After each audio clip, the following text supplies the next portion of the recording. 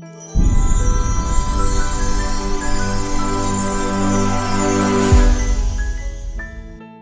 আলাইকুম viewers, welcome to my another video.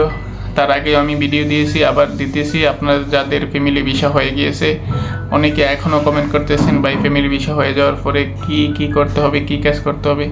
Family visa হয়ে যাওয়ার পরে ভিসার কি কাজ করতে হবে বাংলাদেশে।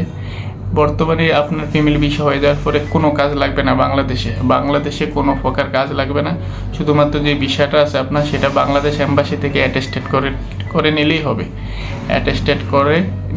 শুধু অ্যাটেস্টেড করে আপনার যে ভিসাটা আছে সেটি বাংলাদেশে PDF পাঠিয়ে দিলে সেই ভিসা দিয়ে আপনি টিকিট কেটে অবশ্যই চলে আসবেন। আর এছাড়া অন্য কোনো কিছু লাগবে না।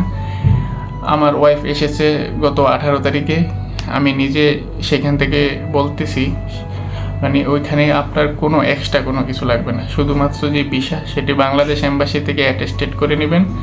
এছাড়া আপনার কোনো এক্সট্রা কোনো কিছু লাগবে না। আর আপনার যে বাংলাদেশ যে এয়ারপোর্ট হয়তো আপনার ওয়াইফকে কিছু জিজ্ঞাসা করবে যে কোথায় যাচ্ছেন, কেন যাচ্ছেন, মানে কার কাছে যাচ্ছেন, এই সম্পর্কে আর কি জিজ্ঞেস করবে। এছাড়া এক্সট্রা কোনো কিছু নাই, ডরের কিছু নাই, ভয়ের কিছু নাই। আপনারা কোনো ভয় করবেন না, ইনশাল্লাহ কোনো সমস্যা নাই। বাংলাদেশ এয়ারপোর্টে শুধুমাত্র আপনার ভিসাটা অ্যাটেস্টেড করে নেবেন, সেটি PDF হলে হবে, অরিজিনালগুলো লাগবে না।